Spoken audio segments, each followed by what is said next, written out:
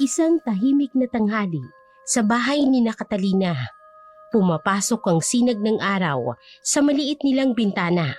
Sa kusina, abala si Catalina sa paghahanda ng sinigang, paboritong ulam ni Tonyo tuwing uuwi ito ng pagod. Si Nona, nakaupo sa sala, nagbabasa ng libro para sa kanyang klase. Nona! Anak! Painging tubig nga! Malapit nang umuwi ang tatay mo! Nay, sigurado kayang uuwi si tatay? Eh di ba nga may rush project sila? Oo naman, sabi niya kahapon, sisiguraduhin niyang makakauwi para makasabay tayo sa hapunan. Biglang may malakas na katok sa pinto. Sunod-sunod. Ate Catalina! Ate Catalina! Buksan niyo po ang pinto! Napatingin si Catalina kay Nona. May kakaibang kabog sa kanyang dibdib. Sino yan? Sandali lang! Pagkabukas ng pinto, nakita niya si Ben, kasamahan ni Tonyo sa konstruksyon. Pawisan, hingal na hingal at halatang balisa. Ate! Si Kuya Tonyo po!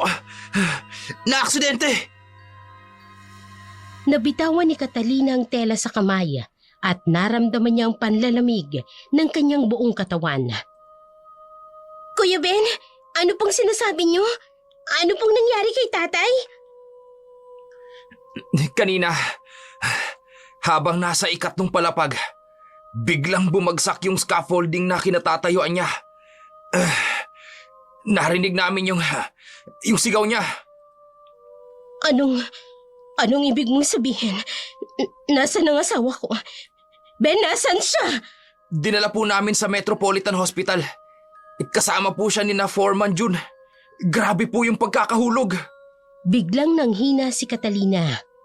Halos napahiga na ito sa upuan at nanginginig ang mga kamay. Nay, si tatay.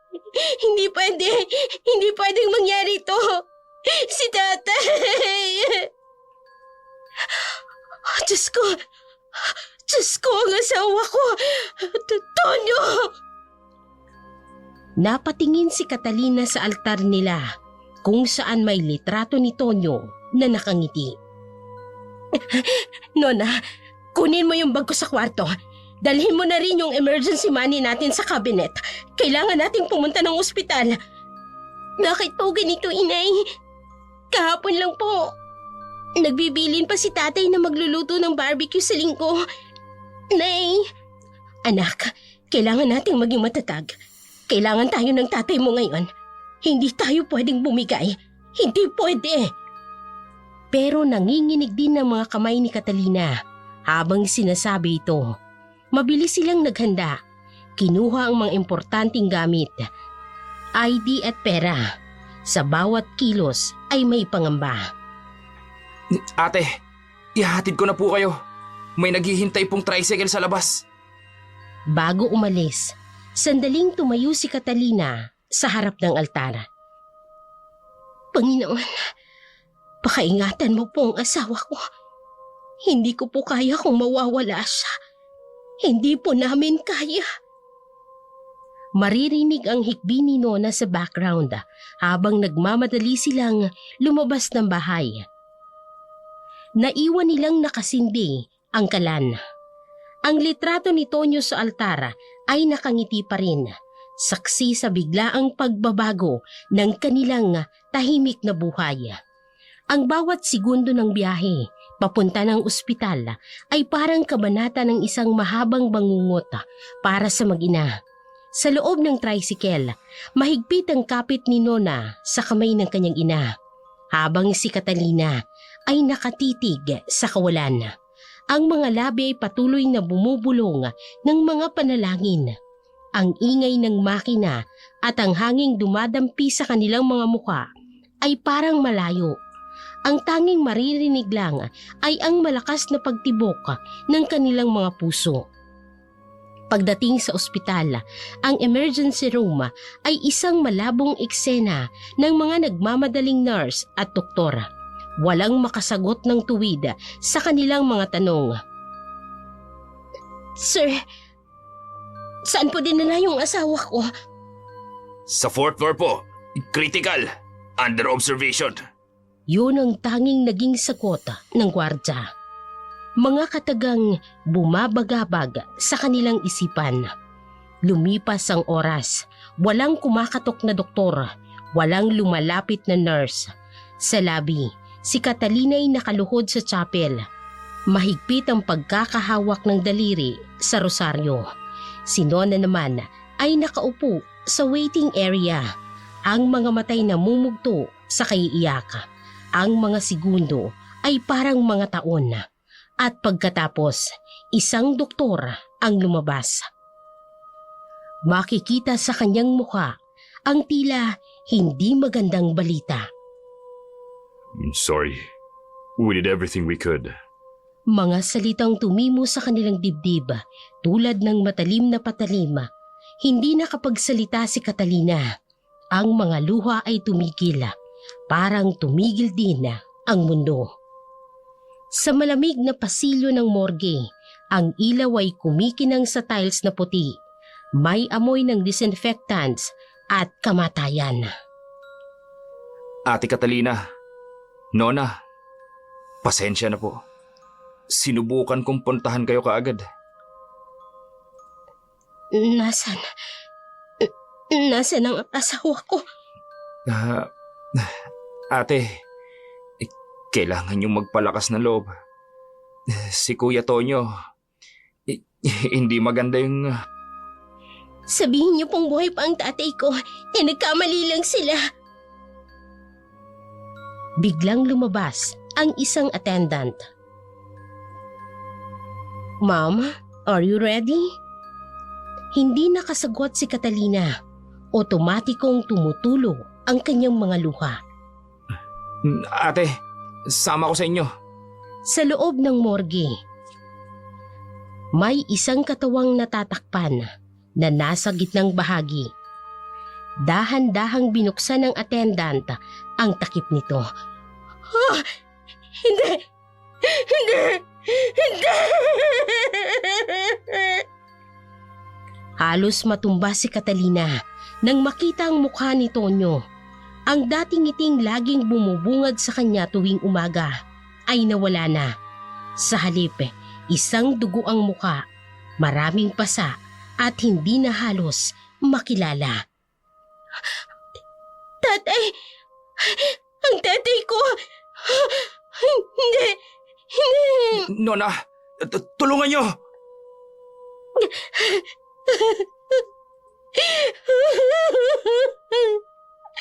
Tonyo! Tonyo, mahal ko! Mahal ko! Hindi pwede! Hindi pwede! Hindi pwede! Hindi mo kami pwedeng iwan! Tonyo! Tonyo! Yakap-yakap ni Catalina ang katawan ni Tonyo. Hindi alintana ang dugo sa kanyang damit.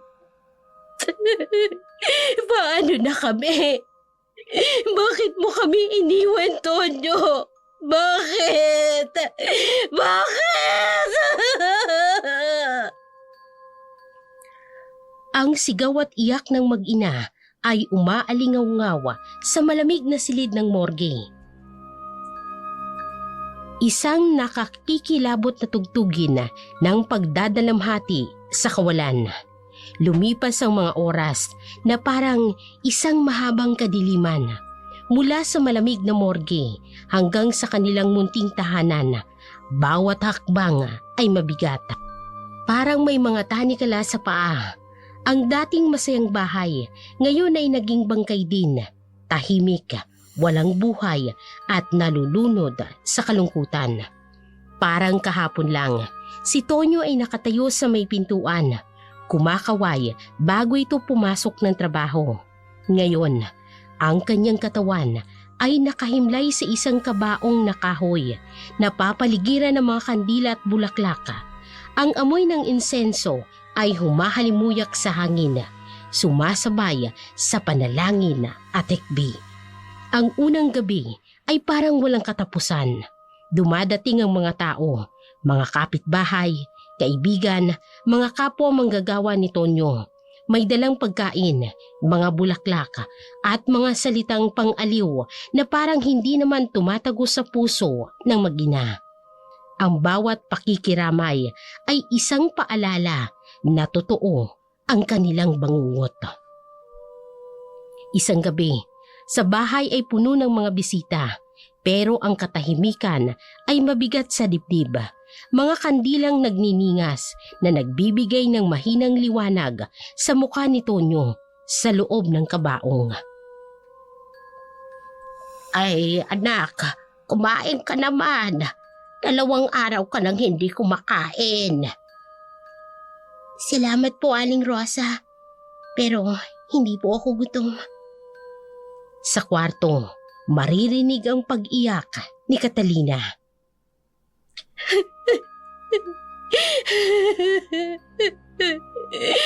Tonyo, mahal ko. Ang bango-bango mo pa. Parang kahapon lang. Sinuot mo pa ito eh. Tonyo, bakit mo kami iniwan?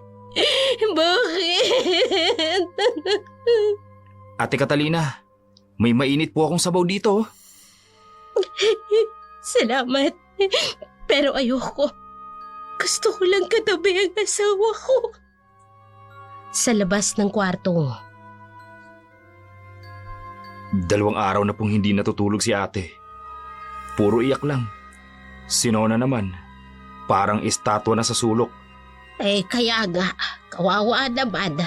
Sobrang bigat kasi. Sino ba naman ang mag-aakala?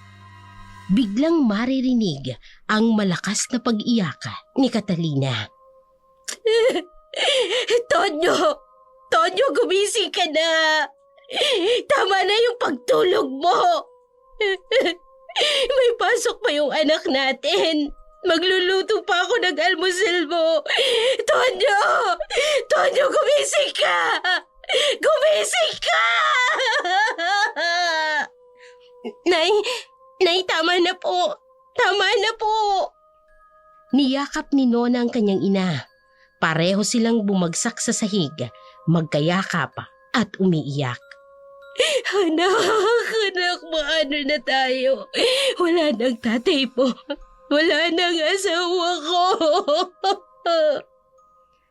Ang mga bisita ay nakayuko.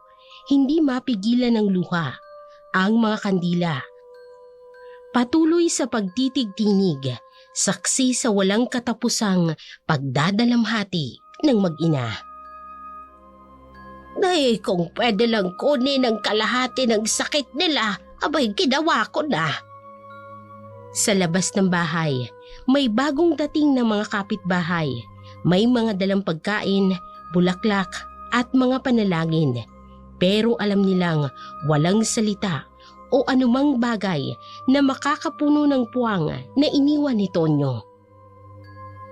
Nay, kailangan po nating maging matatag para po kay tatay. Pero kahit si Nona ay hindi naniniwala sa sarili niyang mga salita. Sa kanyang isipan, paulit-ulit ang huling paalam ng kanyang ama noong umagang yon. Anak, mag-iingat ka ha. Mahal na mahal ko kayo ng nanay mo.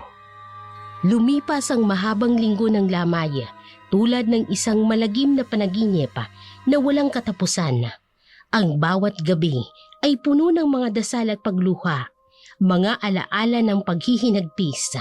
Sa huling gabi, nang maubos ng mga bisita at ang tanging mag-ina na lamang ang gising, parang mas tumitindi pa ang katahimikan. Isang katahimikang kumakain sa kanilang mga kaluluwa. Dumating ang madilim na umaga nang huli nilang pamamaalam. Ang dating masayang linggo na dapat sana'y araw ng pamilya ay naging araw ng paghahatid sa huling hantungan.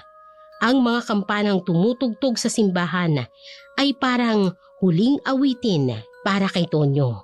Isang himno ng pamamaalam na hindi nila handang marinig. Sa makulimlim na umaga, ang sementeryo ay puno ng mga taong nakaitim. Ang hangin ay mabigat, parang nababalot ng kalungkutan. Nagmula sa alabok, babalik rin sa alabok. Si Nona ay nanginginig habang hawak ang krus, pilit na itinatago ang mga luha sa likod ng itim na belo. Tatay, hindi pa po ako handa. Hindi pa. Si Catalina, nakatayo sa tabi ng bukas na puntod, nakatitig sa kabaong. Wala siyang luha, parang naubusan na sa nakaraang linggo. Ate Catalina, kailangan na po. Sandali lang. Sandali na lang. Lumapit si Catalina sa kabaong. Hinaplos nito ang malamig na kahoy. Mahal, hanggang dito na lang ba talaga? Paano ng mga pangarap natin? Ang bahay na gusto mong ipagawa? Ang kolehiyo ng anak natin? Biglang bumuhos ang napakalakas na ulan. Ngunit ang mag-ina ay nananatiling nakatayo sa ulan. Nay, magkahawak kamay silang tinitingnan ang unti-unting ibinababang kabaong. Sandali lang! Sandali! Tumakbo si Catalina sa kabaong at hinakap ito bago ibaba. Mahal kita! Mahal na mahal kita! Patawarin mo ko kung hindi kita napigilang umalis ng araw na yon. Patawad kung hindi kita nasabihan kung gaano kita kamahal, Tonyo! Tonyo! Nay, tama na po. Tama na po.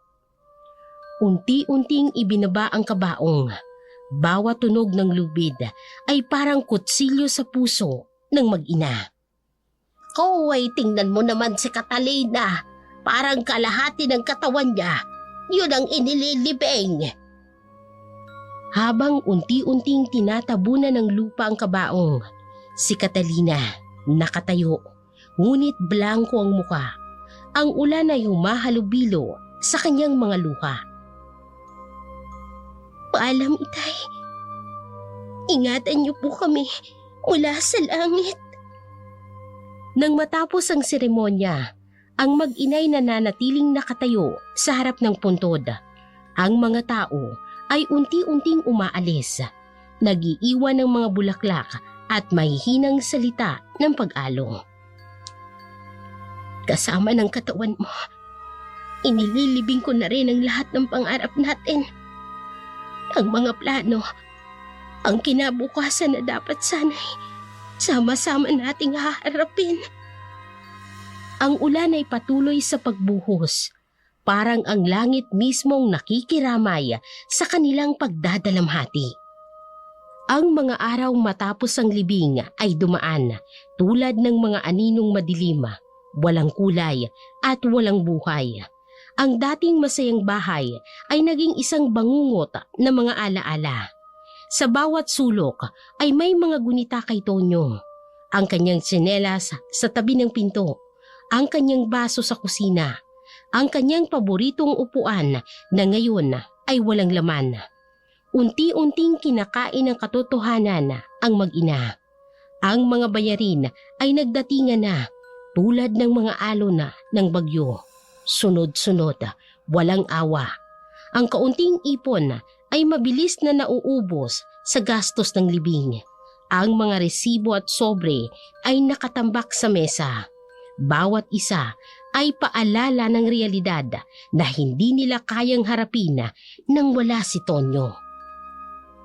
Maaga pa, bandang 7:00 ng umaga, tahimik ang kalye maliban sa mga ingay ng ibon. Biglang may malakas na katok sa kanilang pinto. Catalina! Buksan mo tong pinto! Catalina! Biglang naalimpungatan si Nona sa kanyang pagtulog.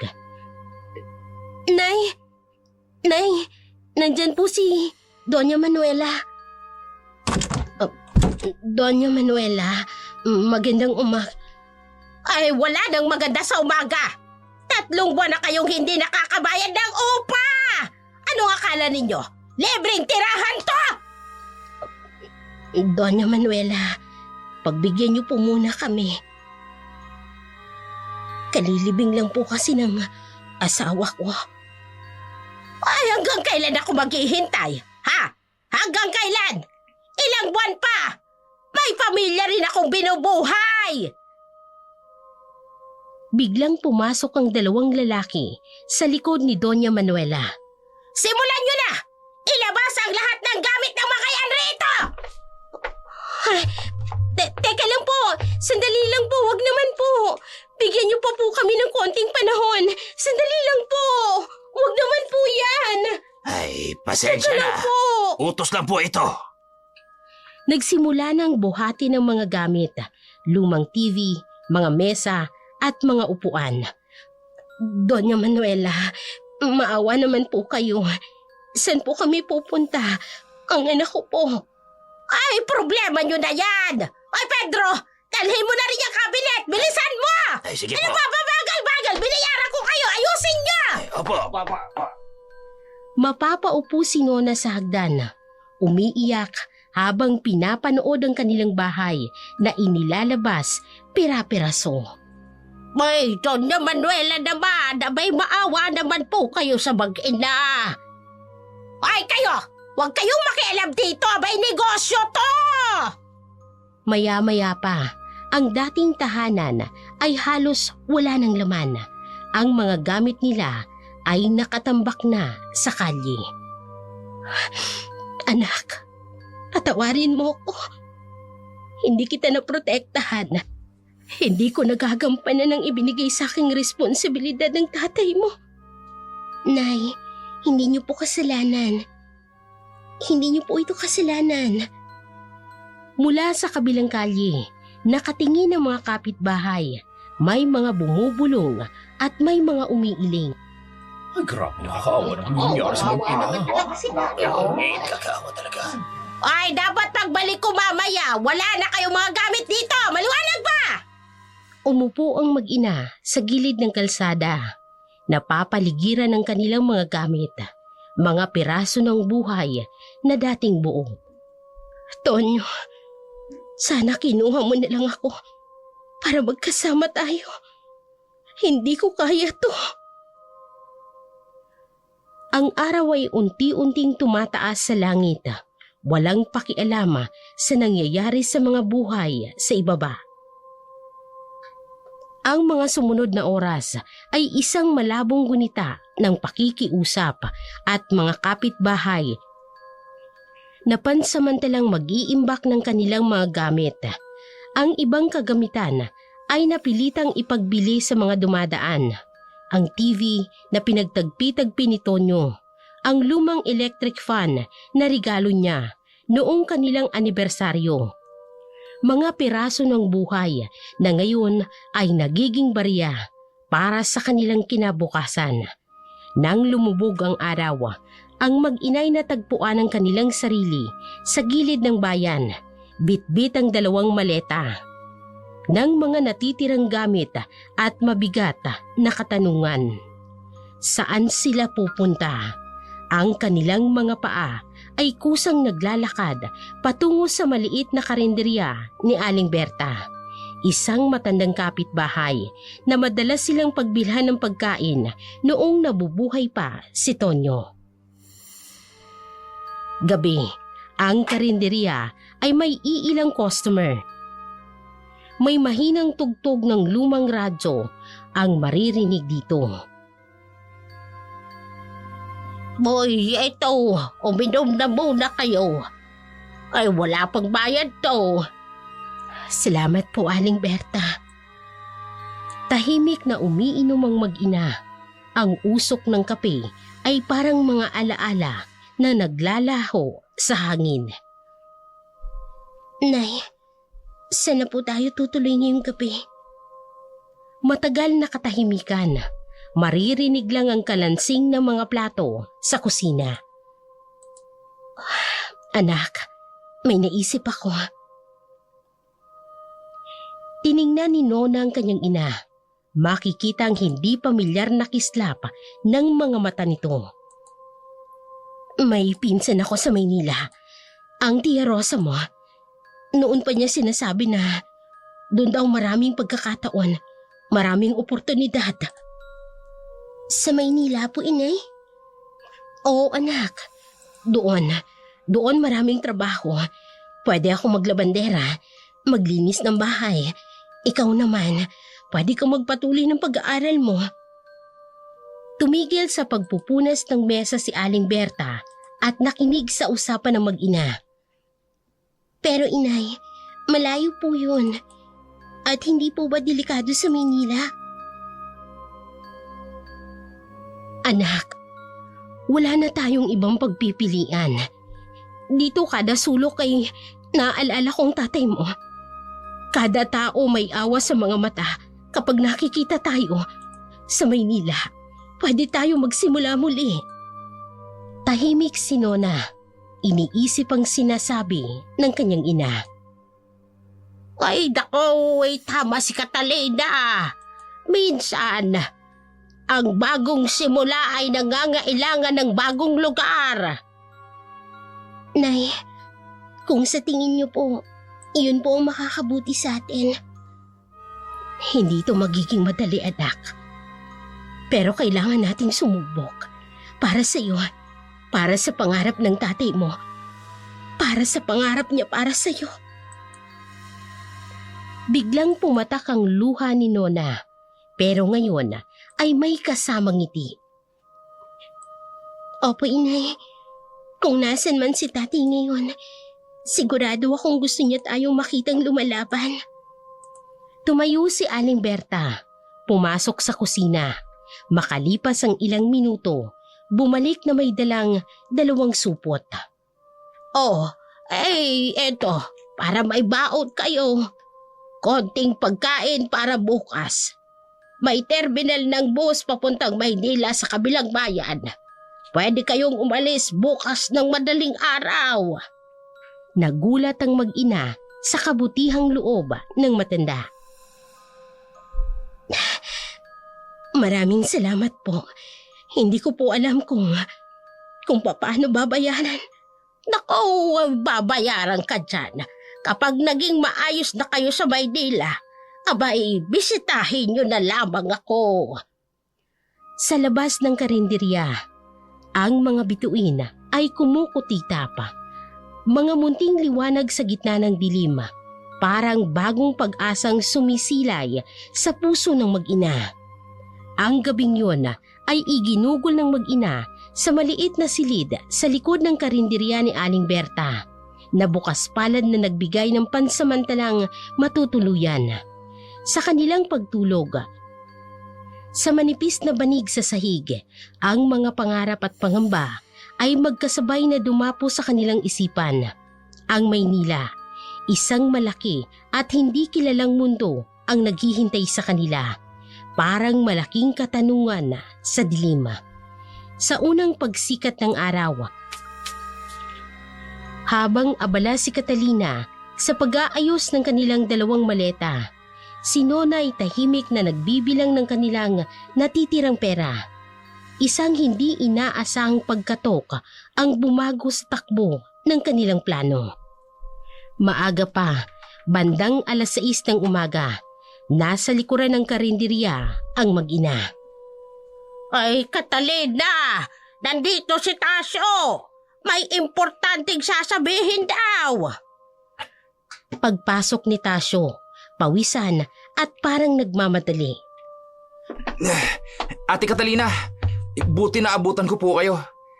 Sabi ni Aling Rosa kagabi, umalis na raw po kayo. Bakit ang aga mo?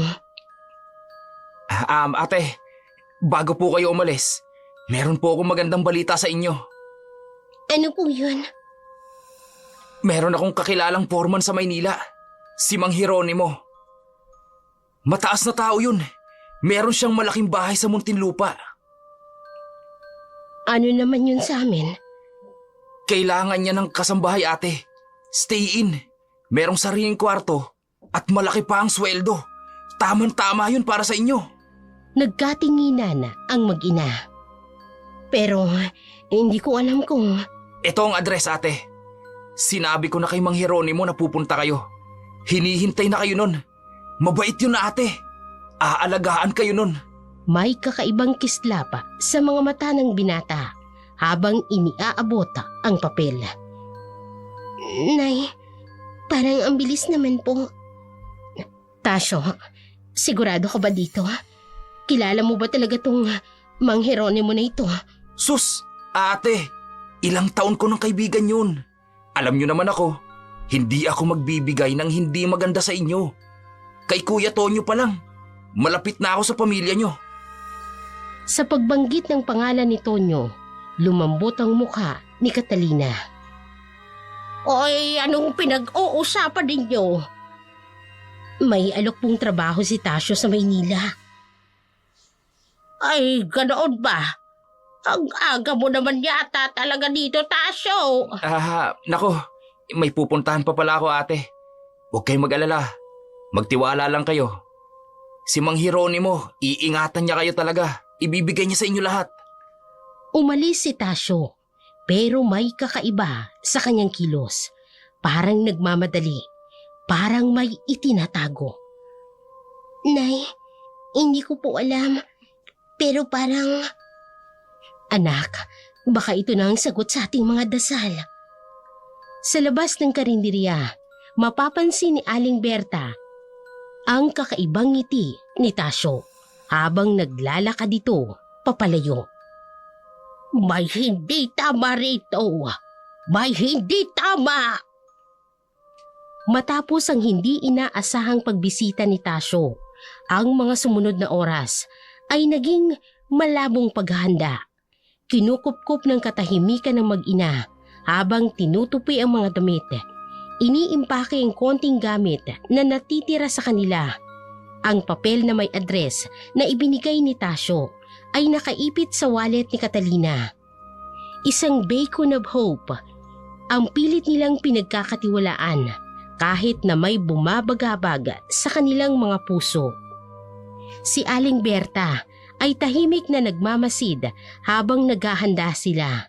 Ang kanyang mga mata ay puno ng hindi maipaliwanag na pag-aalala. Nang mag-almusal sila, paulit-ulit niyang binibigyang diin na tumawag agad sa kanya kapag may nangyari. May kutob ako. Ang kanyang bulong, pero hindi na ito inulit nang makitang determinado ang mag-ina.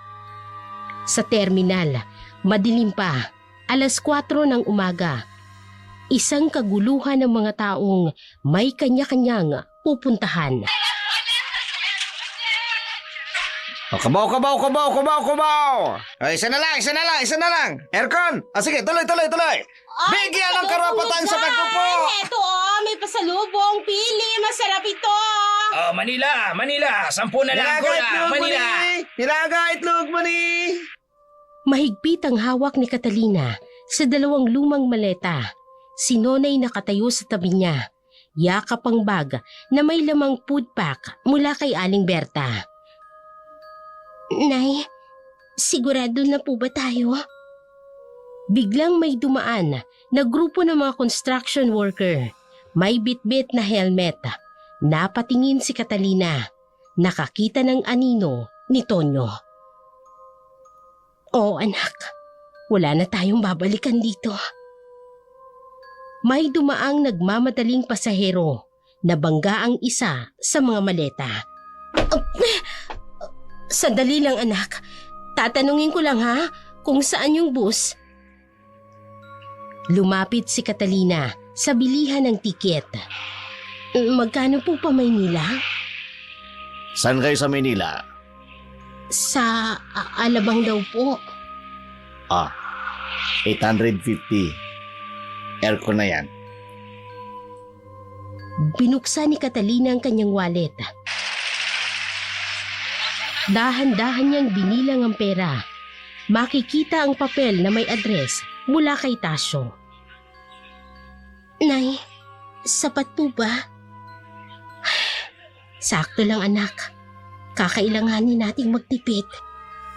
Maya-maya pa, may dumating na malaking bus. Nagsimula ng pumila ang mga tao. Alas ko na lang! Alabang, alabang, alabang, alabang! Dadaan ng Petex! Tiningnan ni Nona ang paligid ng terminal. Sa mga taong nagmamadali, sa mga pamilyar na muka ng probinsya ay mawawala na. Nay, natatakot po ako. Ako rin anak, pero minsan, ang takot ay kailangan nating harapin para sa mas magandang bukas. Maririnig ang huling tawag ng driver. Oh, last call na talaga ito! Last call na! Alis na! Sabay silang tumayo, binuhat ang maleta. Bago sumakay, ay sinulyapan pa ng huling tingin ang terminal sa lugar na dating tahanan ng kanilang mga pangarap.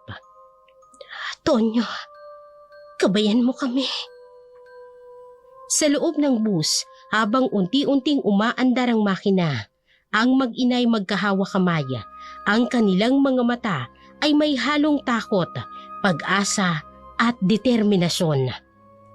Nay, parang ang layo na natin kay tatay. Hindi anak, kasama natin siya. Kasama natin siya sa bawat hakbang.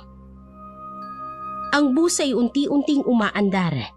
Iniiwanan na ang terminal at ang nakaraan.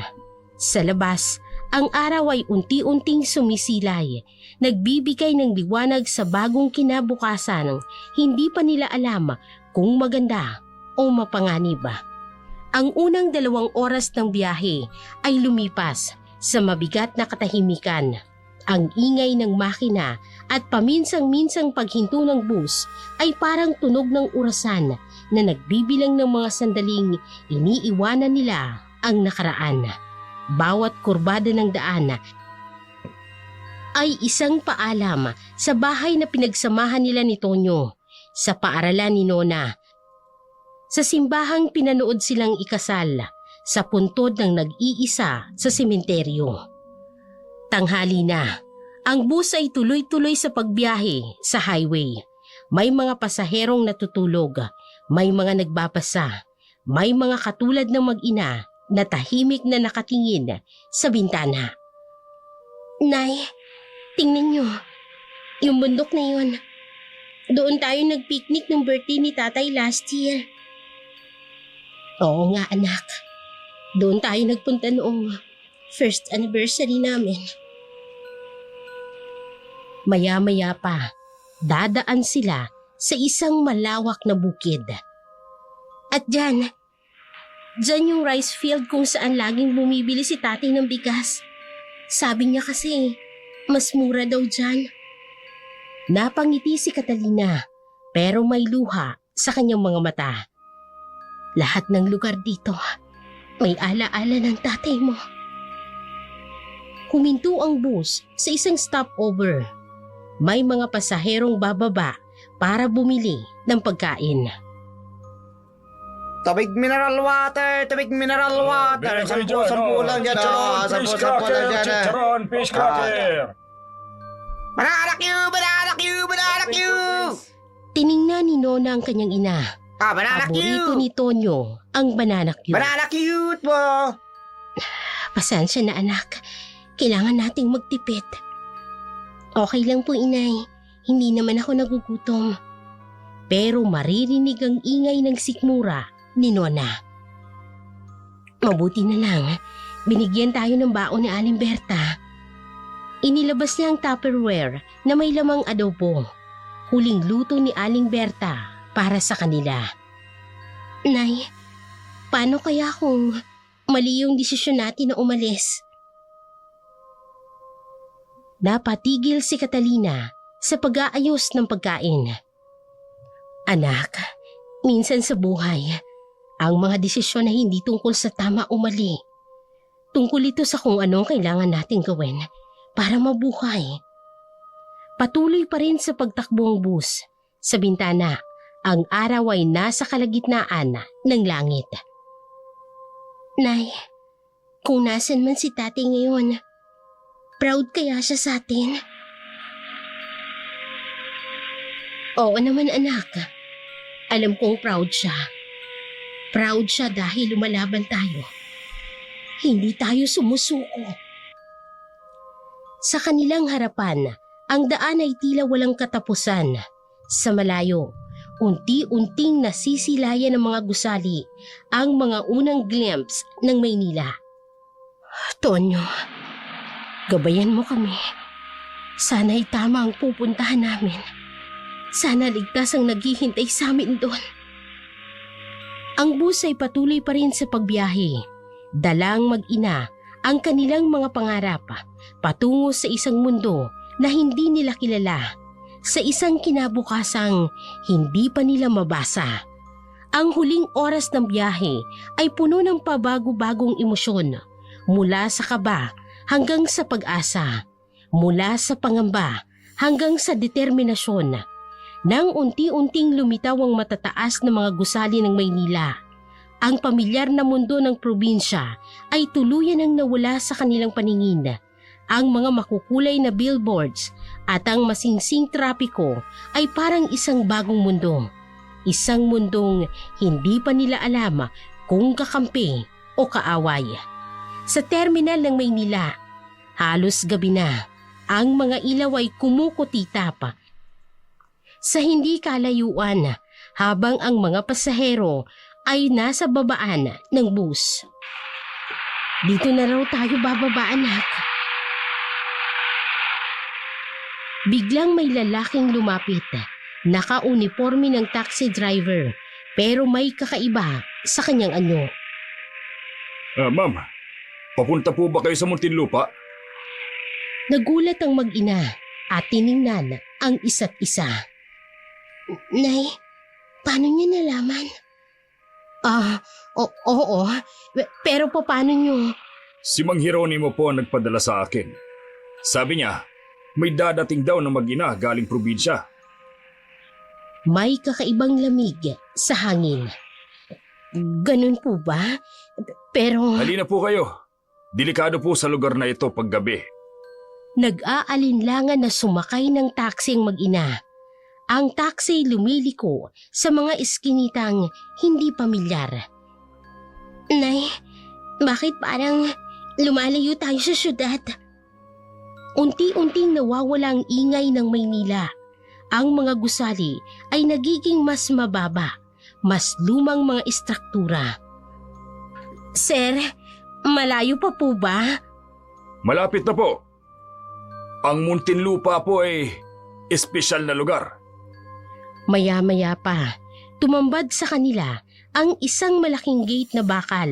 Sa likod nito, isang lumang mansyon na halos natatakpan ng mga halaman.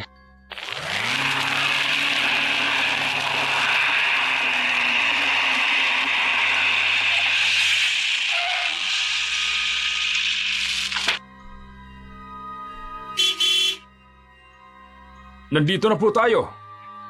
Bumusina ang driver. Ang tunog ay parang hudyat ng kamalasan sa katahimikan ng gabi. Nay, ayoko na po dito. Dahan-dahan na nagbukas ang gate. Sa loob ay madilim at iilang bintana ay may mga anino. Tonyo, tulungan mo kami. Maligayang pagdating po sa Muntinlupa, ang inyong bagong tahanan. Ang mga salitang bagong tahanan ay may kakaibang bigat, parang isang sentensya at isang hatol. Sir, sila ba yung bisita?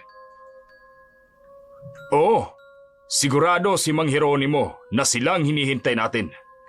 Ang mag-ina, nakatayo sa harap ng malaking bahay, napapaligiran ng mga anino. Sa bawat bintana, parang may mga matang nakatingin at naghihintay. Anak, parang may mali. Pero huli na. Ang gate sa likod nila ay tuluyan ang nagsara.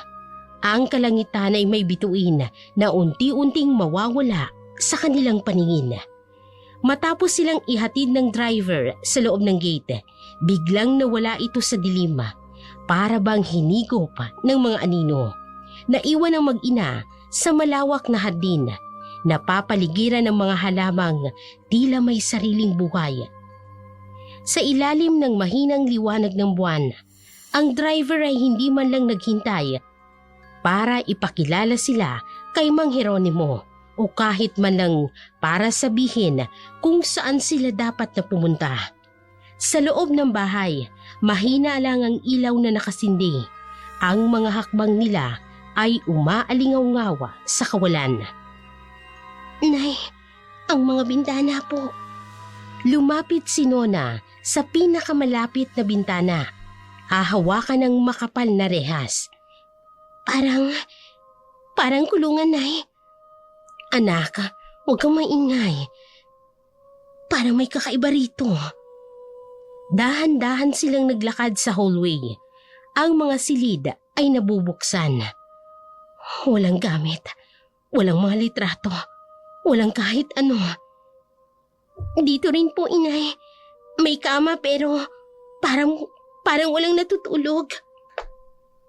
Papasok na sila ng kusina. Malinis pero may kakaiba. Anak, tingnan mo. Lumapit si Catalina sa drawer. Makikita ang mabigat na kandado. Nay, bakit kailangang ikandado ang mga kutsilyo? Biglang may kumaluskos sa labas ng kusina. Shh! Tumahimik sila pero wala nang sumunod na ingay. Nay, nasan po si Mang Jeronimo? Bakit walang tao? Hindi ko alam, anak. Pero may mali. Napakalaking mali. Napatingin si Nona sa bintana ng kusina.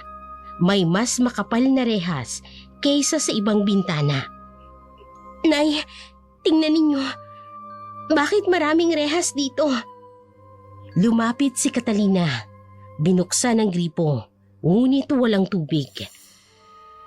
Para bang hinuhulaan na nila na may gustong tumakas dito. Biglang maririnig ang tunog ng susi sa malaking gate sa labas ng bahay. Anak, dali, dun tayo sa... Pero bago pa sila makagalaw, biglang nagdim ang ilaw. Ang dating mahinang liwanag ay naging mas mahina pa. Nay, gusto ko na pong umuwi. Anak, parang napasok tayo sa bitak. Ang tunog ng mga yapak sa labas ay unti-unting lumalakas, papalapit. Habang tahimik na nakamasid sina Catalina at Nona sa kanilang bagong tirahan, ang malamig na simoy ng gabi ay tila nagbibigay ng babala sa kanilang hindi pa nakikilalang kapalaran. Ang malawak na bahay na kanilang nilipatan ay puno ng misteryo at bigat. Ngunit sa kabila ng lahat, sinubukan nilang magpakatatag para sa pangarap ng bagong simula. Subalit, hindi nila alam na ang kanilang hinahanap na bagong buhay ay puno ng mas madilim na anino ng kasamaan.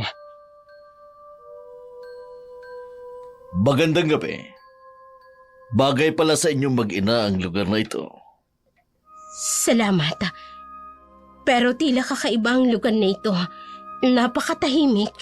Tahimik pero minsan ang tahimik ng lugar, pinakamatindi ang ingay sa gabi. Ma, hindi ko po gustong tingin. Ako nga pala si Jeronimo. Ako may-ari ng bahay na ito. Salamat sa pagpapaunlak ninyo na maging katulong ko sa bahay na ito. Anong kailangan mo? Kailangan wala naman Gusto ko lang siguraduhin na komportable kayo. Huwag kayong mag-alala. Ako nang bahala sa inyo. Basta't maayos ang trabaho namin, o walang problema. Oo naman na. Maayos na maayos. Basta susunod kayo sa aking mga patakaran. Nay, gusto ko nang umalis rito. Magtiis na muna tayo, anak. Makakahanap din tayo ng paraan. Ang mga unang gabi sa bagong bahay ay tila isang paglalakad sa manipis na yelo para kina Catalina at Nona. Sa bawat kanto ng lugar, ramdam nilang bigat ng mga matang nakamasid.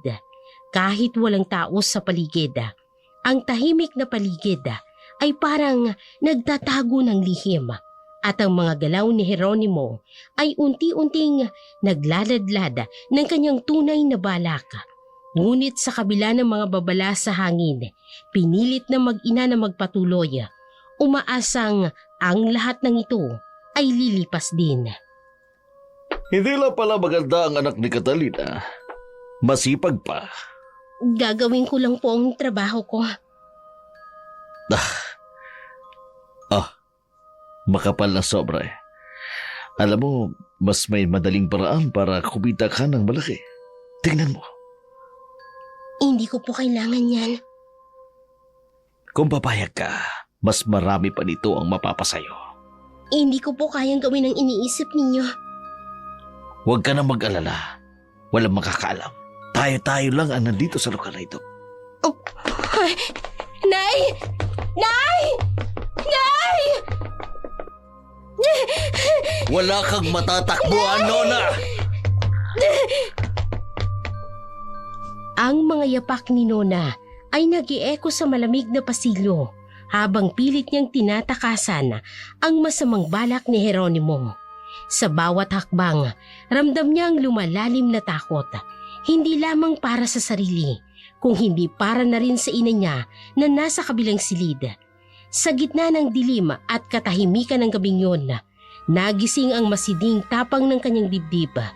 Ang tapang na dala ng pagmamahal sa pamilya at pagnanais na makalaya mula sa kamay ng halimaw na si Jeronimo. Nay! Nay! Anak, anong nangyayari? Bakit umiiyak ka? Si Jeronimo, Nay, inalok niya ako ng pera kapalit. Anak, anong ginawa niya? Anong sinabi niya sa'yo? Nay, gusto niya akong bastusin. Ang sabi niya, marami pa raw akong makukuha kung papayag ako. Hindi tayo ganon. Hindi tama na tratuhin tayo ng ganito. Walang karapatan ng lalaking na bastusin ka, Nona. Hindi niya tayo pag-aari. Nay, kailangan na nating umalis dito. Hindi naligtas ang lugar na ito para sa atin. Oo, anak. Kailangan nating gumawa ng plano. Hindi tayo pwedeng manatili rito. Ngunit kailangan nating mag-ingat. Ang lugar na ito, parang isang bitak. Nay, paano kung malaman niya ang plano natin? Anong gagawin natin? Wala siyang karapatan sa atin, anak. Kakayanin natin ito. Walang sino man, kahit si Jeronimo, ang makapipigil sa atin. Hindi tayo pwedeng maghiwalay, inay. Hindi kita iiwan dito. Huwag kang mag-alala, anak. Hindi kita pababayaan. Magkasama tayong lalaban. Ang gabing yun ay hindi lamang puno ng takot, kung hindi ng determinasyong kumawala sa tanikala ng kasamaan sa pagitan ng kanilang mga hikbi. Narinig ng mga dingding ng bahay ang kanilang plano. Ngunit ang bahay na yon, na tila isang tahimik na saksi, ay may mga lihim na handang lumaban sa kanilang kalayaan. Sa dilim ng gabi, habang ang mag-ina ay bumubuo ng mga plano upang makatakas, ang kabilang bahagi ng bahay ay puno ng iba't ibang klasing enerhiya. Isang halimaw na nagbubunyi sa sariling tagumpay, sa bawat hikbi at bulong ng takot mula sa mag-ina. Isang mapanuksong tawa ang sumisingaw mula sa silid ni Jeronimo, puno ng kasamaan at pangarap na mas masahol pang kasalanan.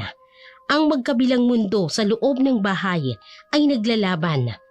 Ang desperasyon ng mga biktima at ang tagumpay ng halimawa. Habang nakaupo ako dito sa aking kama, eto ang larawan ni Catalina. Maganda ka pa rin, Catalina. Kahit nung una pa lamang kitang nakita, alam kong para sa akin ka.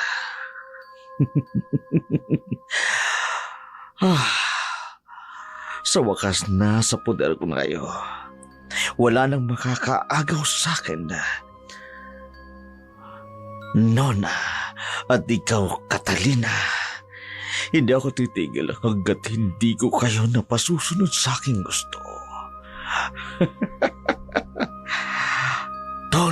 Tonyo, sorry ka na lang.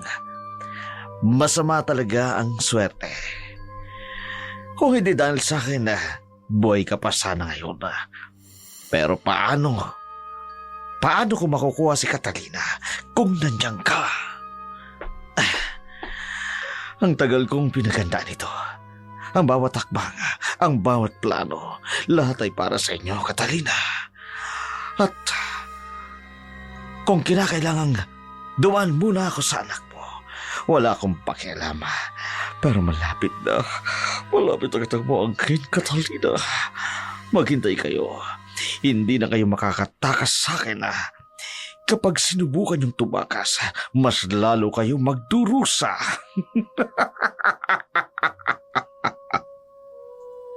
Ang halakhak ni Jeronimo ay parang kalansing ng tanikala na unti-unting humihigpit sa mag-ina. Sa kanyang isip, ang gabi ay sa kanya, ngunit hindi niya alam. Sa dilim ng kanyang kaluluwa, ang mga biktima niyang mag-ina ay kumikilos na para sa kanilang kalayaan. Habang tahimik na gumagapang ang dilim sa bawat sulok ng bahay, nagdadala ito ng mas mabibigat na sikreto. Ang mag-ina, sa kanilang pagnanais na makatakas, ay hindi pa lubos na nauunawaan ang tunay na lalim ng kasamaan ni Jeronimo. Ngunit sa isang iglap, ang gabi ay nagbunyag ng isang lihim na mas nakasisindak kaysa sa kanilang pinangangambahan. Sa isang silid, isang boses ng nagkukumpisal ng kasalanan, at sa kabila ng pader, isang batang babae ang nakikinig at nawawasak. Oo, tapos na si Tonyo. Siguradong wala na siyang magagawa para protektahan ang kanyang mag-ina. Ngayon akin na sila. Hello? Sigurado ka bang hindi sila makatatakas? Malaki ang perang pinuhunan mo dyan. Hindi sila makalalayo. Wala silang pupuntahan. Itong lugar na to, ginawa ko para sa ganitong pagkakataon. Ang mag-ina ay akin na habang sila ay nabubuhay. Si Papa? Walang makakaalam. Maganda ka lang dahil tapos na ang laro nila. Kailangan ko itong sabihin kay Mama. Sa silid ni Catalina, biglang pumasok si Nona na umiiyak. Hawak ang kanyang dibdib. Nay!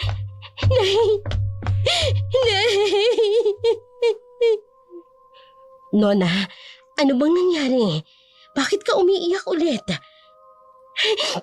Si Jeronimo, narinig ko siya, inay. Siya ang pumatay kay tatay. Siya ang dahilan kung bakit nawala si tatay. Anak, ano bang sinasabi mo? Sigurado ka ba? Paano mo nalaman? Narinig ko siya, inay. May kinakausap siya. Sinabi niya na tapos na si tatay. Ginawa nila ito para mapunta tayo sa kanya. Hayop siya! Hayop siya! Paano niya nagawa sa atin ito? Nay, anong gagawin natin? Natatakot ako. Natatakot ako. Anak, hindi tayo papayag na ganito lang ang mangyayari. Hindi tayo susuko. Lalaban tayo, Nona. Gagawin natin ang lahat para mabigyan ng hustisya ang tatay mo. Sa kabila ng takot at bighati, lumalim ang determinasyon ni Catalina. Ang galit na bumalot sa kanyang puso ay hindi lamang para sa sarili, kundi para sa hustisyang matagal nang ipinagkait sa kanila. Ngunit sa ilalim ng malamlam na ilaw ng kanilang silid, ang plano para sa kanilang kaligtasan ay naging mas mahirap. Isang laban sa isang halimaw na walang konsensya. Sa gitna ng takot at paghihinagpis habang nabubuong mga plano, para sa kanilang kaligtasan, isang mas mabigat na bangungot ang nagbukas ng pinto. Si Jeronimo, handang gamitin ang kanyang kapangyarihan upang muling itanikala ang mag-ina sa kanyang masamang balak.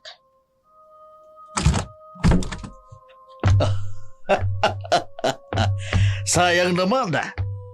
Mukhang naalaman na ninyo ang dapat na lihim ko sana. Wala kang karapatan. Hindi mo pwedeng gawin to sa amin. Ano pa ba ang gusto mo? Sinira mo ng buhay namin. Tama na ang drama, Catalina. Kumain na kayo. Ngayon din, kumain na kayo! Kundi babarilin ko kayo! Hindi kami kakain yan. Kung ayaw niyong kumain, mamamatay kayo ngayon din! Ha? Ayaw niyo ha? O gusto niyo bang subukan ng baril na ito? Ha? Baka gusto mong ikaw mauna, Catalina, para makita ni Nona kung paano ako kalupit sa inyo! Hindi mo kami madadala sa pananakot mo, Jeronimo. Pero susundin namin. Basta wag mong sasaktan ang anak ko! Oh, yan ang gusto ko. Magandang pamilya na sumusunod. Sige, kumain kayo.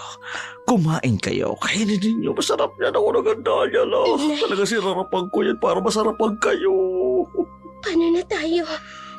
Tikim-tikim na. Lalaban tayo, anak. Pero hindi ngayon. Sundin na muna natin siya. Susubukan kita, Catalina. Isubo mo. Yan ang gusto ko. Katalinang sumusubo na pagkain. Tingnan nyo ito bilang simula ng masaya nating pagsasama habang buhay. Sa ilalim ng pananakot ni Jeronimo, ang mag-ina ay napilitang sundin ng kanyang utos. Ngunit sa bawat kagat ng pagkaing may halong masamang balak, unti-unti nilang nararamdaman ang pagbagsak ng kanilang katawan at ang pagkabihag ng kanilang mga pangarap. Nay, parang ang bigat ng katawan ko. Huwag kang susuko, anak. Kakayanin natin ito. Nay, tulungan niyo ako. Anak, huwag kang bibitaw. Manatili kang gising. Nona! Nona! Wala nang saysay, Catalina. Huwag ka nang magpumiglas. Tadhana nyo na ang sumunod sa akin. Hayop ka! Wala kang karapatang gawin to sa amin! Ako ang may-ari ng buhay ninyo ngayon. Kaya mas mabuting tanggapin nyo na lang kapalaran ninyo, ha? At ikaw ang isusunod ko. Wala kang karapatang saktan ng anak ko. Papatayin kita kung may mangyari sa kanya. Natatakot ako, ha? Awa ka sa akin. Sige! Subukan mo. Pero bago mo magawa yan, sisiguraduhin kong pagsisisihan mo ang lahat, ha? Anak! Nona! Anak, gising! Gising! Di ba? Tumitirik ang iyong mga mata. Gusto ko yan. Wala ba akong ginagawa? Tumitirik ka na. Di ba? Simula pa lamang ito, Catalina. Ngayon, akin ka na. Catalina. Catalina. Tulungan mo kami. Sa huling sandali, bago tuluyang bumagsak ang ulirat ni Catalina, ang masamang ngiti ni Jeronimo, ang huling alaala niya ng gabing yun, isang anino ng kasamaan na patuloy na nagbabadya ng mas masakit pang kapalaran. Sa dilim ng kawalan ng malay, nananatiling bihag si Catalina sa anino ng kasamaan. Sa kanyang pagising, ang hapdi ng kanyang katawan ay naging paalala ng nagdaang gabi. At ang galit sa kanyang puso ay mas tumindi nang marinig ang mapanuksong salita ni Jeronimo.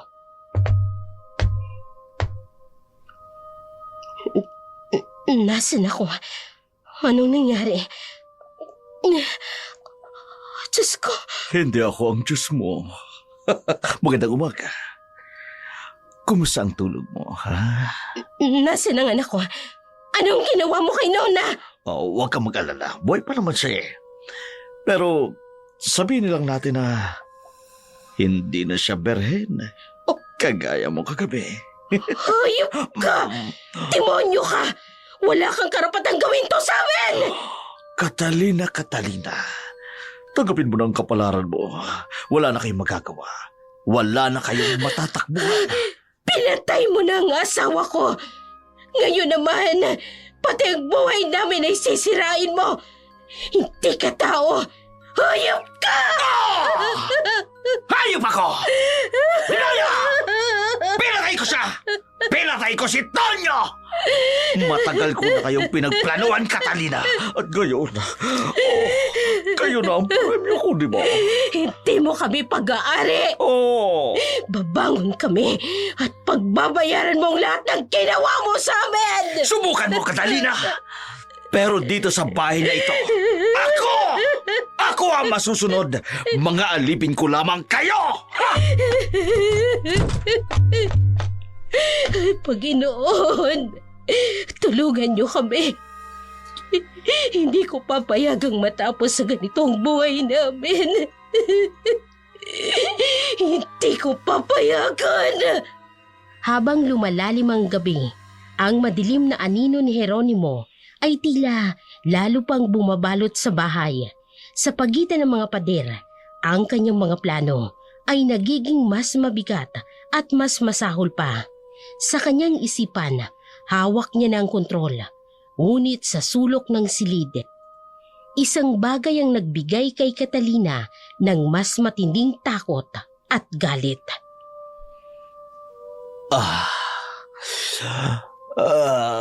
Maghintay ka lang, Catalina. Marami pa akong plano para sa inyo ng anak ko. Wala kang karapatang gawin sa amin ng kahit na ano. Hindi kami laruan mo. Laruan? Hindi Higit pa kayo sa laruan. Kayamanan kayo para sa akin. Mga premyo na isang matagal ng plano. Hayop ka! Hindi mo kami matatalo. Hindi kami titigil hanggat hindi kami nakakawala rito. Makawala? Huwag ka na mangarap, Catalina.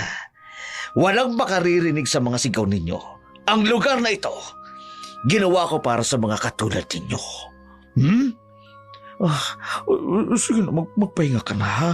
Bukas, magpapatuloy uli ako. Kailangan uli kita bukas, ha? Sige na, tulog ka na. Please. Dapat kang matakot, Jeronimo. Ang kasamaan mo, babalik yan sa'yo. Sige lang, maniwala ka lang dyan. Pero habang nandito kayo sa akin, bawat segundo ng buhay ninyo, akin na. Ha? Sino ang mga babaeng yan? Anong ginawa mo sa kanila? Oh, di ba? Iba-ibang klase. Mga nauna sa inyo. Hindi rin sila nagtagala. Pero huwag ka mag-alala. Espesyal kayo ni Nona sa akin. Sige, bye-bye. Ay, Diyos ko. Tulungan mo po kami. At sa ngalan ng lahat ng biktima niya, pagbabayaran niya ito. Ang mga araw at gabi sa loob ng bahay ni Jeronimo ay naging tila walang katapusang bangungot para kay Catalina at Nona. Ang kanilang sigaw ay sinisipsip ng mga pader. Ang kanilang luha ay walang tinig na humihingi ng saklolo. Sa bawat gabi, lalong lumalalim ang kanilang sugat, hindi lamang sa katawan, kung hindi pati na sa kanilang mga kaluluwa. Nay, narinig mo ba ako? Naririnig kita, anak. Nona, huwag kang bibitaw. Kakayanin natin ito. Kakayanin?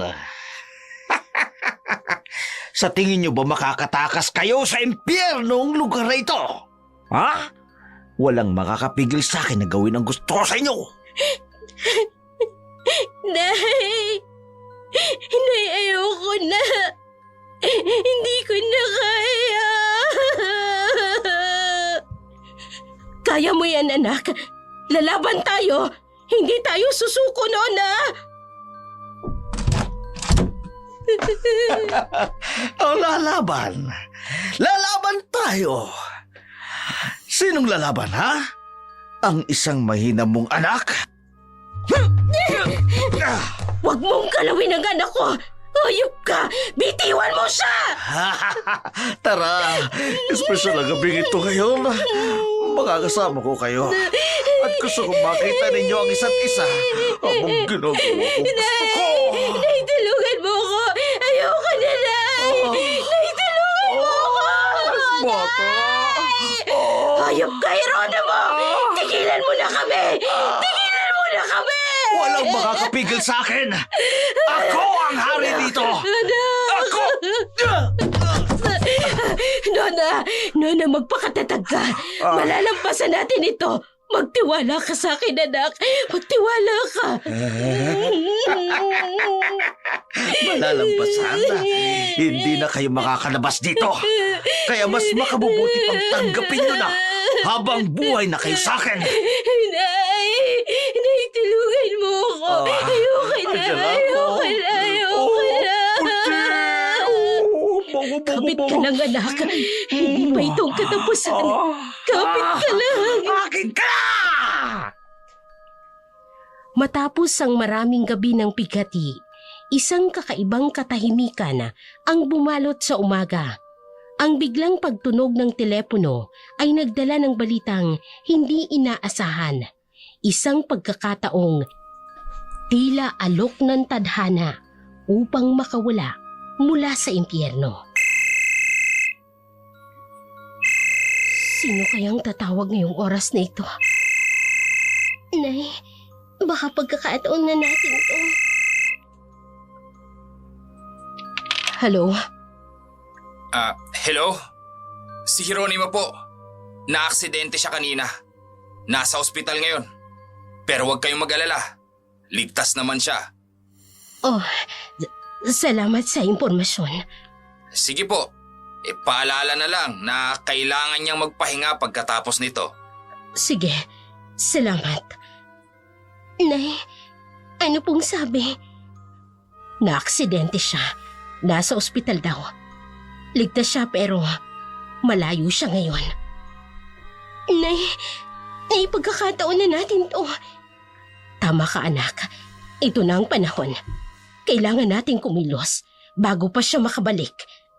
Nay, lalaya na tayo. Lalaya na tayo. Oo, anak. Lalaya na tayo. Pero kailangan nating magmadali.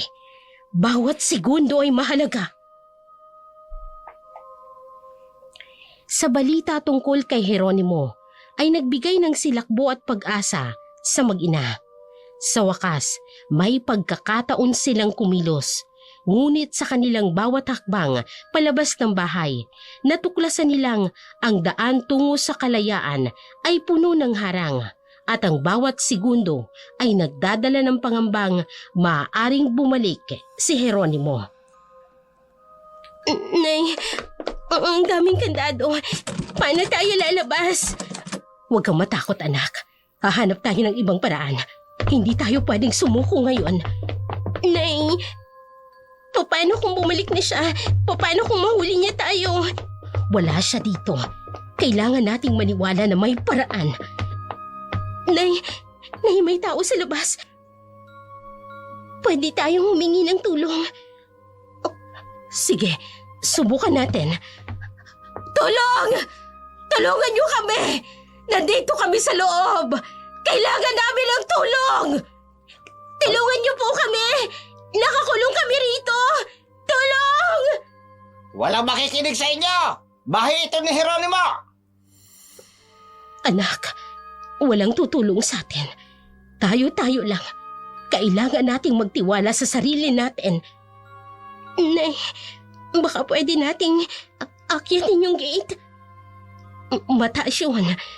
Pero mas mabuti nang subukan kaysa maghintay tayo rito. Sige, Nay. Umakyat tayo. Kailangan nating gawin ito. Kapit ka lang sa akin, Nona. Lalaya tayo. Kahit na gaano pa kahirap. Sa bawat hakbang ng pag-akyata, ramdam nila ang panganib. Ngunit ang takot sa pagkakakulong ay higit na mas malakas. Sa kabila ng sugat at hirap, pinilit nilang abutin ang tuktok ng gate. Hawak ang pag-asang sa kabilang panig nito ay naghihintay ang kalayaan. Ang mag-ina, halos hindi makapaniwala nang makalampas sila sa gate. Ngunit ang bawat hakbang, palayo sa bahay na nagdadala ng takot at kaba. Ang tunog ng paparating na kotse ay nagpapaalala ng halimaw na si Jeronimo ay hindi basta-basta magpapatalo. Ang kanilang kalayaan ay tila nasa bingit pa rin ng pagkawala.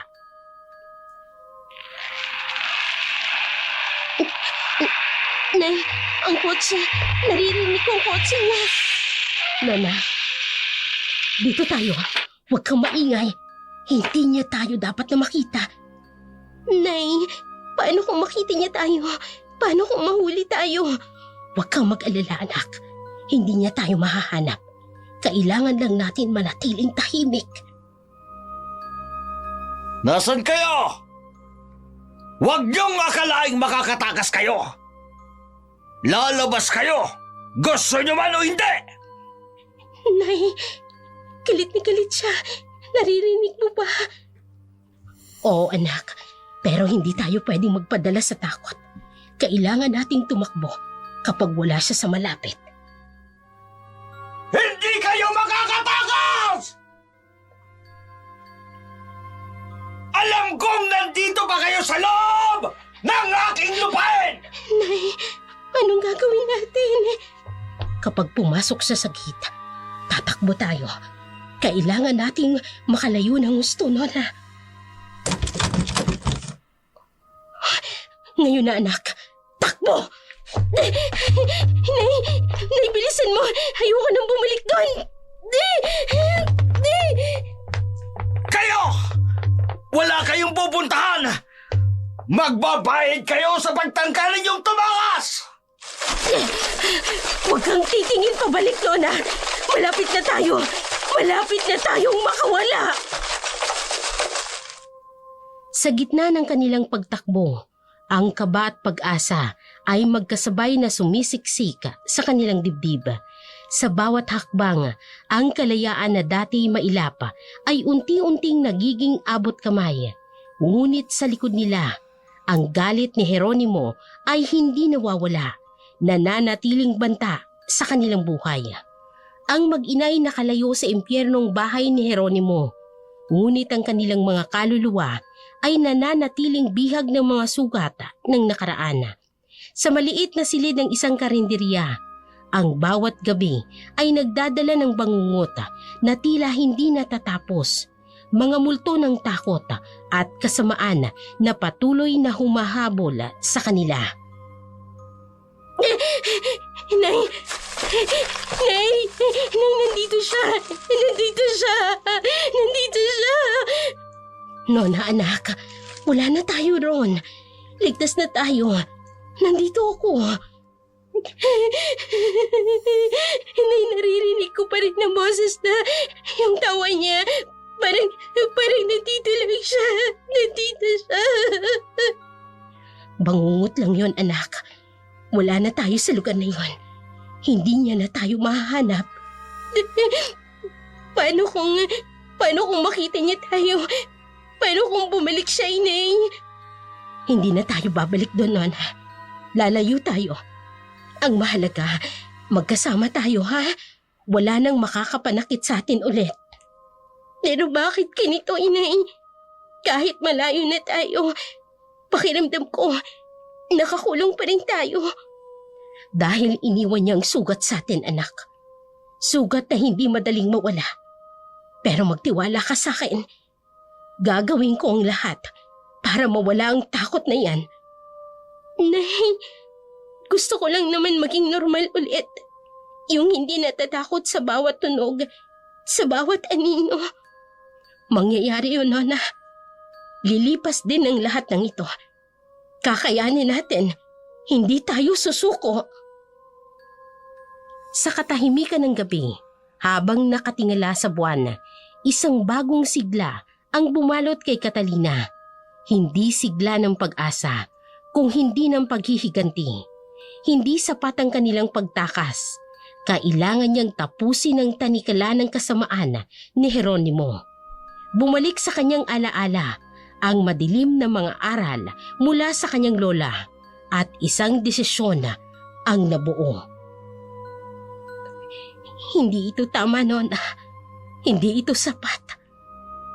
Nay, anong ibig mong sabihin? Malayo na tayo sa kanya. Anak, hindi ito sapat. Hindi sapat na malayo tayo. Hanggat buhay siya, hindi matatapos ang takot na to. Hindi titigil ang multo niya sa paghabol sa atin. Pero Inay, ano po bang magagawa natin? Hindi natin siya kayang labanan. May paraan, Nona. Isang paraan na matagal ko nang iniwasang gamitin. Ano pong ibig niyong sabihin? May itinuro sa akin ng lola ko noon. Mga ritual, mga paraan para ilapit ang hustisya sa mga tulad niya. Nay, hindi ko po kayo maintindihan. Ritual? Anong klaseng ritual? Huwag kang matakot, anak. Ito na lang ang natitira nating paraan para makalaya sa bangungot na ito. Para magbayad siya sa lahat ng kasalanan niya. Nay, sigurado ka ba? Paano kung may mangyaring masama? Masama nang nangyari sa atin, anak. Ngayon, oras na para tayo naman ang gumawa ng paraan. Panahon na para siya naman ang matakot. Kung ito ang kailangan, Inay, susunod ako sa iyo. Salamat, anak. Hindi niya na tayo masasaktan. Ipinapangako ko, matatapos na ang lahat ng ito. Sa gitna ng gabi, walang buwan, tahimik, ngunit puno ng tensyon. Si Catalina ay nagtipon ng lakas upang muling buhayin ang mga aral na itinuro ng kanyang lola. Sa madilim na sulok ng mundo, ang kanyang paghihiganti ay nagsisimulang mabuo. Si Nona, na kasama sa ritual, ay natuklasan ng nakatagong kapangyarihan ng ina na hindi niya inaakalang taglay nito. Anak, alam kong hindi mo naiintindihan ngayon. Pero ito na lang ang tanging paraan. Nay, anong ginagawa natin? Ano tong mga kandila? At bakit ang bigat sa pakiramdam dito? Ito ang daan para maabot natin siya. Para maramdaman niyang bawat sakit na ibinigay niya sa atin. Nay, hindi ba delikado to? Hindi ba masama to? Masama ang ginawa niya sa atin, Nona. Ang kasamaan ay hindi natatapos sa katahimikan. Kailangan ko itong tapatan. Pero Inay, paano kung hindi natin makontrol ito? Kaya kong kontrolin ito. Itinuro ito sa akin ng lola ko. Ang sumpang ito ay para lang sa mga nararapat. At siya ang nararapat. Nay, sino ka ba talaga? At ano itong mga bilog na ito? Ano yung librong hawak mo? Ako ang anak ng isang linya ng mga mangkukulam. Hindi mo man alam noon, pero nasa dugo natin ang kapangyarihan. Itinago ko ito sa iyo para protektahan ka. Pero ngayon, gagamitin ko ito para paghigantihan ang demonyong yon. Hindi ko alam na ganito ka, inay. Hindi ito tungkol sa akin, anak. Ito ay para sa atin. Gusto kong maramdaman niya ang sakit. Isang sakit na walang gamot. Kung para sa atin to, inay, susuportahan kita. Pero natatakot pa rin po ako. Huwag kang matakot, anak. Sa gabing ito, sisimulan nating tapusin ang lahat ng kasamaan niya. Habang umaalingaw-ngawa ang mga bulong ni Catalina sa hangin, si Nona ay nakatayo, nanunood sa pagbabago ng kanyang ina mula sa isang mapagmahal na magulang tungo sa isang makapangyarihang mangkukulam. Sa gabing yon, ang kapalaran ni Jeronimo ay itinakda. Habang isinisigaw ni Catalina ang ritual sa madilim na liblib na lugar, sa bahay ni Jeronimo, unti-unting sumisiklab ang galit at kawalan ng kontrol. Sa kanyang pagsisikap na habulin ng mag-ina, nagsimulang magpakita ang unang palatandaan ng kanyang pagbagsak. Isang sakit na dulot ng sumpang hindi niya maiiwasan. Sa bahay ni Jeronimo, ang galit ay tila umaapoy sa bawat sulok. Ang kanyang mga tauhan ay nagmamadaling sumunod sa kanyang utos. Habang siya'y naglalakad ng pabalik-balik, sumisigaw ng mga banta. Ngunit sa kabila ng kanyang pagmamando, hindi niya napansin ang tila kakaibang kirota na nagsisimula sa kanyang katawan. Ang maliliit na sinyalis ng sumpa ay nag-uugat na at ang kaparusahan ay nagsisimula ng kumilos. Sa paglipas ng isang linggo, ang paghihiganti ni Catalina ay tuloy-tuloy na hinuhubog ang mga sinaunang salita at apoy ng mga kandila. Sa bawat hakbang ng kanyang ritual, ang sumpa ay lalong dumadaloy kay Jeronimo. Ang galit niyang pagmumura ay sinuklian ng unti-unting pagkabulok ng kanyang katawan, isang parusang hindi niya maiiwasan. Sa bawat sakit na idinulot mo, Jeronimo, dadaloy ito pabalik sa iyo. Mas masakit, mas malupit. Nay, hanggang kailan natin ito gagawin? Parang hindi na ako makahinga sa bigat ng hangin dito. Hanggang sa maramdaman niya ang lahat ng ginawa niya sa atin, anak. Hanggang sa bumigay ang halimaw sa kanya mismo. Nay, paano kung bumalik sa atin bago pa matapos ang lahat? Hindi na siya makalalapit. Ang sakit na nararamdaman niya ngayon ay simula pa lang. Hindi siya makakawala. Nasaan na ang mga yun? Hanapin niyo sila. Hindi sila dapat na makatakas. Boss, ginawa na namin ang lahat. Wala talagang bakas. Walang imposibleng mawala.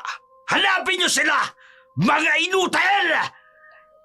Boss, ayos ka lang ba? Para kang namumutla. Walang problema sa akin. Ang mahalaga mahanap niyo sila. Anong nangyayari sa akin? Boss, baka kailangan mo ng doktor. Hindi ko kailangan ng doktor. Kailangan ko sila. Ayusin niyo ang trabaho niyo. Hindi sila dapat magsumbong sa mga pulis. Anong nangyayari sa akin? Ma, parang mas lumalakas ang epekto. Bumigat ang hangin at ang mga kandila. Nagningning sila. Nagsisimula na, anak. Sa bawat galit na binibigkas niya, mas lalo siyang lulupok. Hindi pa ito ang wakas, pero darating din yon. Habang patuloy ang ritual ni Catalina, nagsimulang makaramdam si Jeronimo ng sumpang unti-unting sumisira sa kanya. Ang sakit na akala niya'y panandalian lamang ay lumalim at sa bawat sandali, ang katawan niyang puno ng galit at kapangyarihan ay nagsisimula ng magdusa sa karma ng kanyang mga kasalanan. Ano itong nararamdaman ko? Parang may kumagat sa akin sa aking kawan ano ito? Hindi pwede ito. Anong nangyayari sa akin? Putragis! Anong nangyayari sa kawan ko? Ano ito? Taso! Taso! Boss, ano nangyari? Dalhin mo ako sa doktor. Hindi ko alam kung ano ito. Pero hindi ko na kayang tiisin. Boss, sigurado ka bang kailangan ng doktor? Baka naman... Huwag ka na magtanong! Dalhin mo na ako sa ospital ngayon din! Ano ito? Nagmamadaling itinakbo ni Tasio si Jeronimo sa ospital pagkatapos ng pagsusuri. Wala akong makitang eksaktong dahilan. Pero malubha ang pamamaga. Subukan nating gamutin ito gamit ang mga malalakas na antibiotics. Walang kwenta! Hindi niyo ba talaga alam kung anong nangyayari sa akin? Siguro, boss. Karma na ito. Karma sa lahat ng kasamaang ginawa mo. Anong sinabi mo? Wala, boss. Tara na. Uwi na tayo. Sa pagbalik nila, ang konsensya ni Tasio ay lalo pang lumubog habang si Jeronimo ay nananatiling bihag ng hindi maipaliwanag na sakit. Isang parusa na hindi maiiwasan ng kahit na sino, gaano man kalakas ang kanilang kapangyarihan. Habang lumalalim ang gabi sa Muntinlupa, ang dating makapangyarihang si Jeronimo ay unti-unting nagiging anino ng kanyang sarili. Ang kanyang katawan ngayon ay iginagapos ng matinding sakit at tila nagiging instrumento ng kanyang parusa.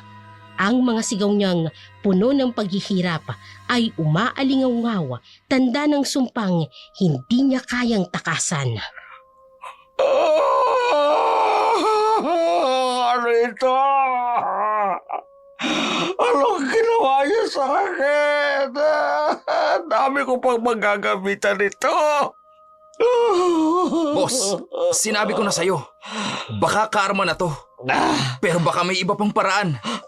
Karma? Anong karma? Walang ganito sa akin. Ako ang may kontrol ng aking buhay. Aray ko! Boss, ang mga tao sa labas, naririnig na ang sigaw mo. Nag-aalala sila.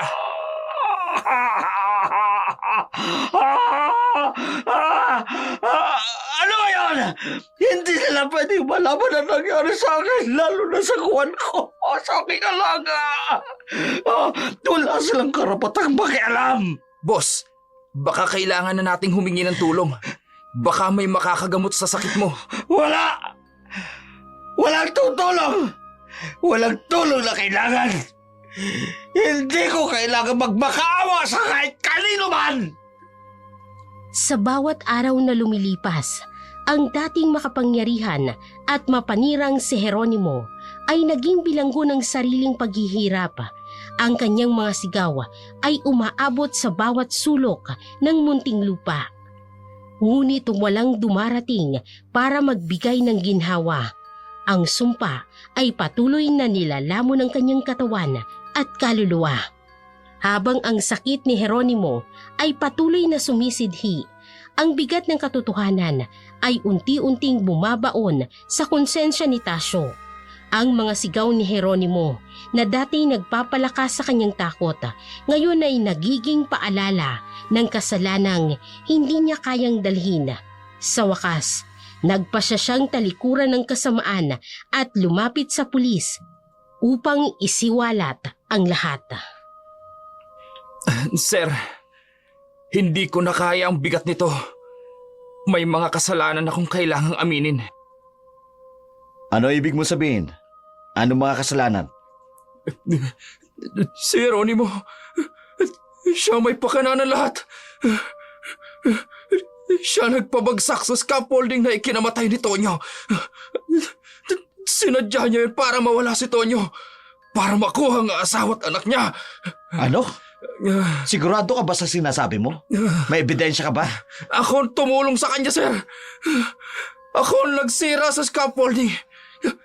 Pero hindi ko alam na ganito kalalang magiging resulta.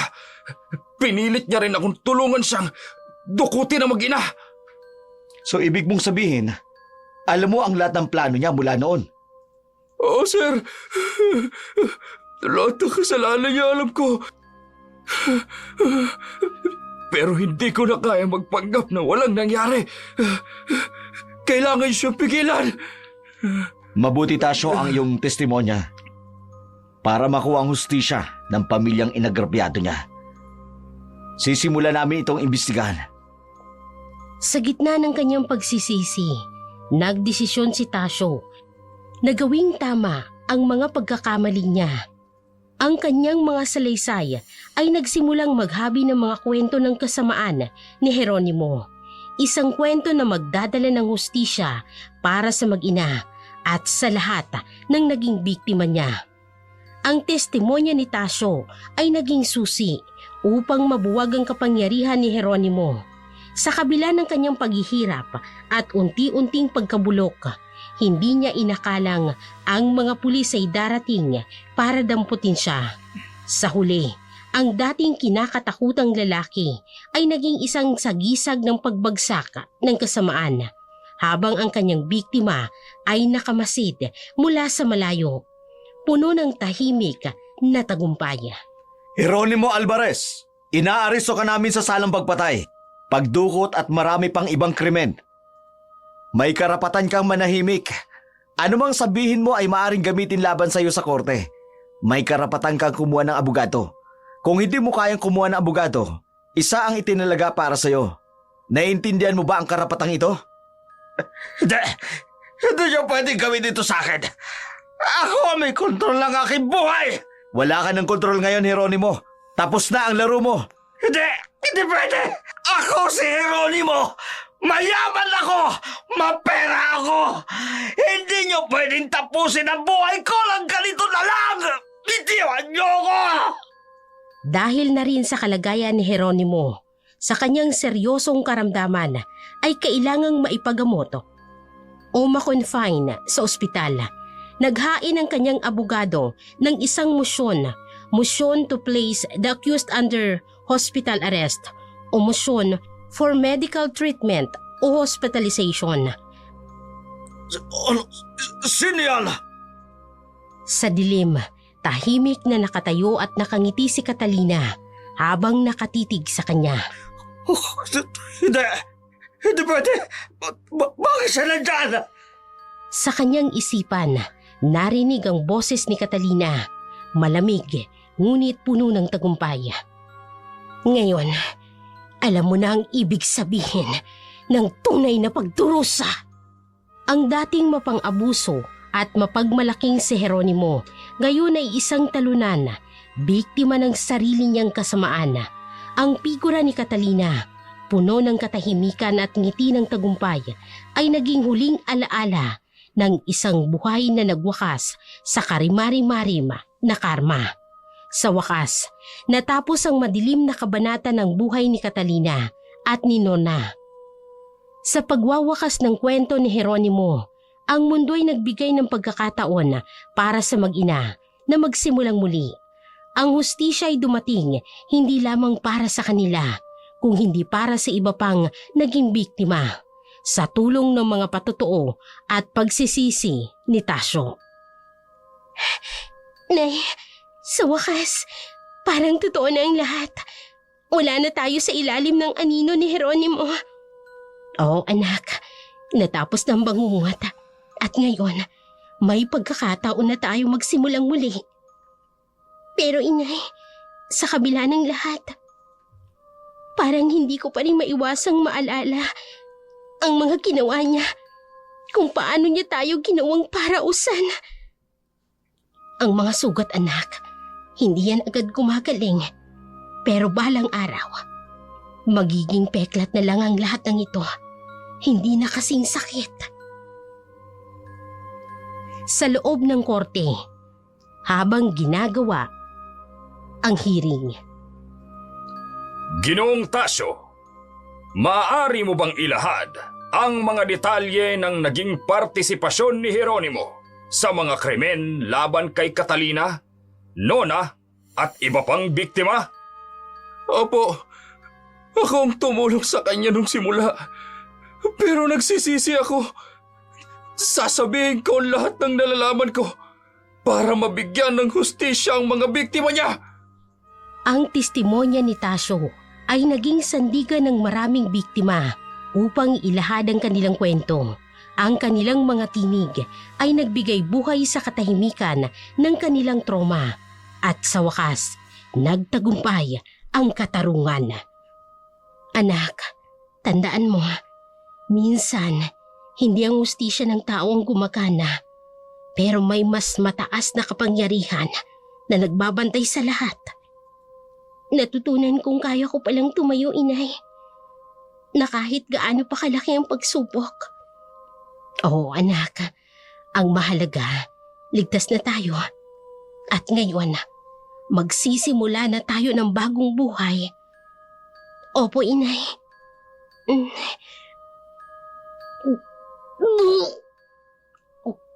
Ha? Nona, anong nangyayari sa'yo? Hindi ko po maintindihan, inay. Ilang araw ko na po itong nararamdaman. Para pong bumabaliktad lagi ang sikmura ko tuwing umaga. Ha? Hindi. Hindi maaari to. Hindi maaari!